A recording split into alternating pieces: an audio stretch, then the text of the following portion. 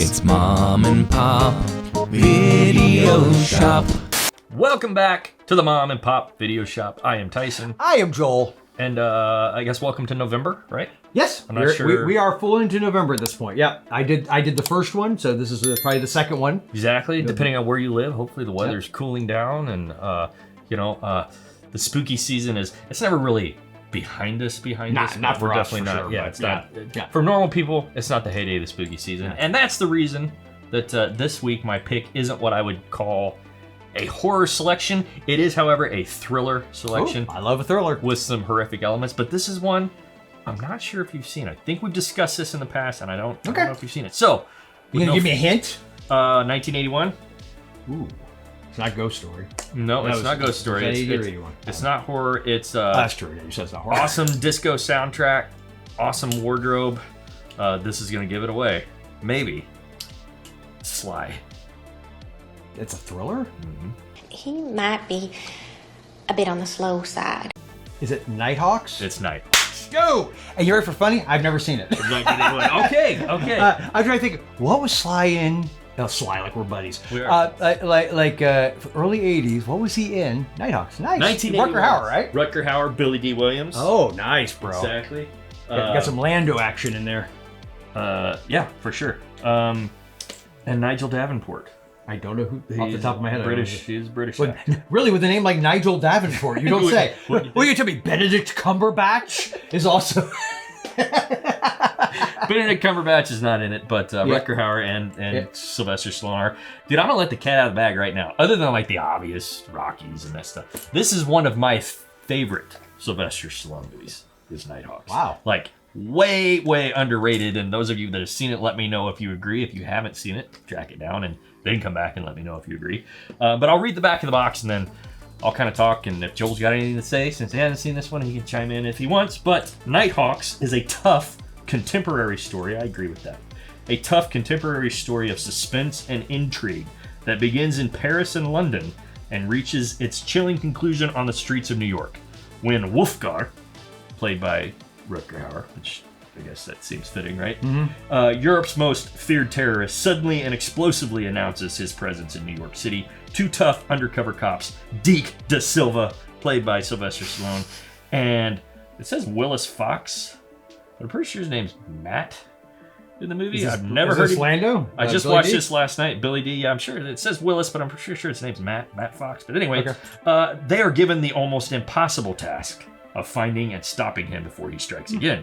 In the brutal cat and mouse game that follows, the terrorist shoots Willis, aka Matt, aka Billy Dee Williams, aka Lando. He holds the UN diplomats and their families hostage on a tramway high above the city and manages to stay one step ahead of Da Silva until their last deadly confrontation. Okay. So, 1981, terrorism was a thing, right? Yeah, thank God it's gotten resolved. No, here's the point I was making, though. Let's be honest, it hadn't really touched U.S. soil, right? No, not to the degree that it eventually I mean, did, I feel like it's hard to... I mean, looking back in the 70s, maybe... We had a lot of planes. French Connection a little bit. When was it that movie? Was it not Black Sunday? It was Black Sunday. Was it Black Sunday with the one Super Bowl? Oh, yeah. Okay. Yeah, so, I mean, we had ventured into that territory, but we really didn't have anything, any true major attacks on U.S. soil. So I give them credit for really looking at the down and dirty and grittiness of terrorism. Mm-hmm. And Rutger Hauer is fantastic in this. Like, you almost get a sense in this that he's, not to spoil too much, but he does a certain act in, I believe it's London, and it's almost like the people that he does work for, they're like, dude, you might have went a little too far. And it's almost like he gets in the bad When your graces. fellow terrorients go, whoa, buddy. Yeah. That's a bridge too because far. here's the thing, he gets on Interpol's radar, and basically the group is now like, dude, you went too big too fast. Now people know what you look like. Gotcha. Where are you possibly going to be able to work now where they're not going to notice you? And he's like, I know, the Big Apple. Oh, of course. Cut to the Big Apple. In 1981, that's probably a good choice. Exactly. Stallone and Billy Dee Williams play Deke, and I'm going to call him Matt because that's his freaking name in the movie.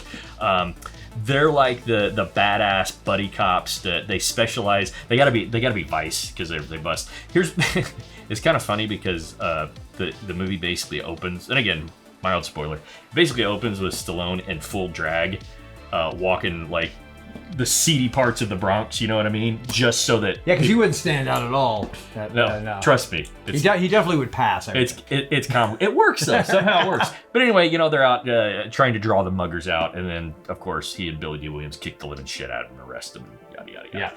Yeah. Stallone has a beard in this, which you don't see a lot. No, not a ton. In Rocky IV, you get a little bit of the beard when he's in Russia, but bro looks good with a beard, I think. Yeah. I'm just throwing it out there. But dude, his wardrobe in this is the shit. Like it is. This is 1981, but it feels like the heyday of the disco what is it? Studio 54. Disco sucks. The music, the soundtrack. I mean, I think you get a little bit of golden earring in there, along with the disco and the feathered hair. I mean, it is pure late 70s, early 80s. But I know Peter loves this movie. I know he does. We talked about it. I think we brought this up before. I think we talked about covering it at some point. We've got to. There's a couple of big, what I'll call stunt shots. I think that probably most of the budget went to, but totally worth it. It's badass. Like I said, Stallone in this, I remember never wanting to watch this as a young kid. Yeah. Because just looking at it, you're like, well, that's not, if you haven't seen it, let me zoom in again. Look at Stallone in this. It's like, that's not Rocky. That's not Rambo. It doesn't look like, he's clean shaven. I don't want to watch this. He looks like a friggin' hippie, right? Yeah. But this is one of the first, Stallone cop characters. Yeah. And in my opinion, it's his best. Okay. Better than Ray Tango and Tango and Cash. Better than Cobra? Cobretti? With that car? Cobretti. Here's the thing. Cobretti was in the car and all that was, sorry, no pun intended. It was over the top. Yeah, but it was over the top. You know what I mean? Yes, it's like a cartoon character. Exactly. Yeah. This is a down to earth.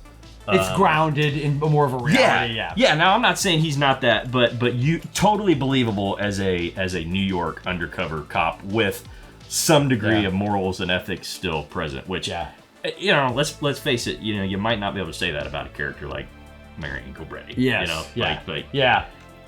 He's one with horror. Didn't necessarily care about collateral damage. Correct. You know what I mean? Whereas he was that classic 80s cop that's able to do stuff that's just so ridiculous. Exactly. But wildly entertaining. I already mentioned Rutger Hauer plays such a good psychopath. Oh God, yeah. And there's something. I mean, you get a little bit of his character from The Hitcher in this. You get a little bit of. You remember him in Surviving the Game? Yes. A lot of similarities actually to certain parts I have that Surviving the Game, especially when he's trying to escape at the end of it. Yeah. That's cool. But Rutger Hauer is fantastic in this. Billy Dee Williams is really freaking good in this as well. Sort of the partner cop. Oh, you know who else is in this? Horror fans will recognize one Joe Spinell. Oh, from Maniac. Nice. What year was Maniac? 1980. 80, so a year before Nighthawks. And you'll also recognize him. He worked with Stallone in Rocky. That's right. He was like the mafia guy. And The Godfather. That's right. Spinell was in Sorry, it's so easy to forget all of that once you've seen Maniac. You're like, that's the only thing he was in. No, he's in a lot of it. It's very New York. It's very much an early 80s New York cop show. But it's got, again, the terrorism aspect is neat. You can tell it was 100%. I didn't look this up, so don't hold me against this. But I would assume that the scenes in London and Paris were actually filmed in London and Paris. So I think it had a budget big enough where... Yeah. Never assume. At that point, it's pre First Blood, but it's post Rocky 1 and 2. Yeah. So he's a big... Even though I think he done, what was it, Paradise Alley, which didn't do well. Yeah. What's the soccer movie he did? It was a soccer movie. I don't remember a soccer movie. Yeah, I think it had Pele in it or something. Yeah. I don't remember what it was called, though.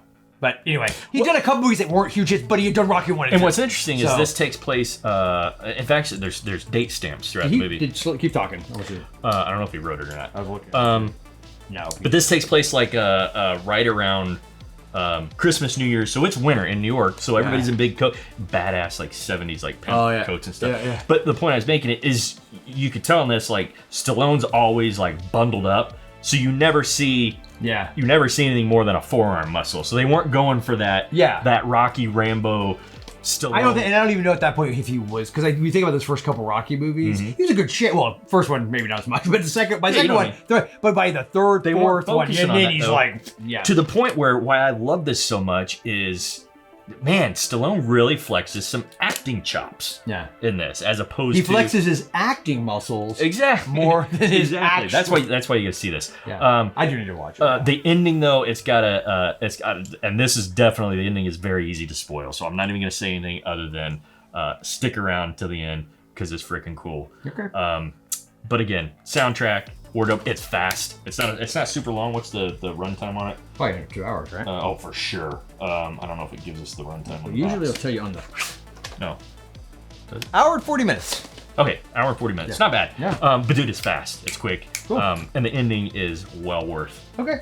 the journey. I will make that a priority. So, guys, what's your rating? Nighthawks, I'm giving 5 tapes. I'm not kidding. You would steal this? You would lose it. I would. The more I watch it, the more my appreciation for it goes up. Okay. I gotta be honest. I love that our rating system is like morally questionable. Who cares?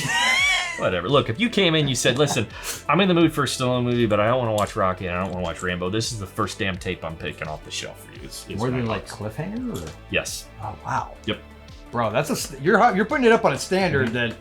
I mean, cliffhanger's great, but it depends on what. I wouldn't call. This is one of the best crime thrillers that I've seen. It's more in line. Cliffhanger isn't a crime thriller. It's Okay. adventure. Well, it has I guess that's technically. You know what I'm crime. saying, though. Yeah, I know what you mean. It's big budget. It is a Rennie blockbuster Harlan. popcorn. This feels like it's probably more, like the first Rocky is more grounded in reality. It feels almost at times like a borderline documentary. Like it's more grounded and gritty. Versus Rocky 4, where it's obviously now we're in like the 80s and it's much more of a big budget spectacle kind of Serpico. with Pacino. I'm just on Serpico, French Connection. It's in that league. Okay, I get it. Death Wish. Got it. Nighthawks. It's that kind of feel. Totally that get kind it. of New York. So going in with that cold. mentality. Exactly. I got it. Okay, cool. Exactly. Yeah, So- I definitely check it out. I give it 5 tapes. Guys, let us know if Yep. you've seen Nighthawks. If you have, if you haven't, track it down. Let me know. Hopefully, there's somebody out there that appreciates this as much Peter. as I do. I know. Yeah, I know Peter. I know Peter digs it. So again, one of my favorite Stallone movies, and it's one of those that is probably flown under a lot of folks' radars. Yeah. So check out 1981's Nighthawks. Got anything else you want to add for this? That's it, man. Guys, thanks so much for stopping by the Mom and Pop Video Shop. And remember, until next time, our love of A Blind Fury, starring Rutger Hauer and Terry O'Quinn. never stops.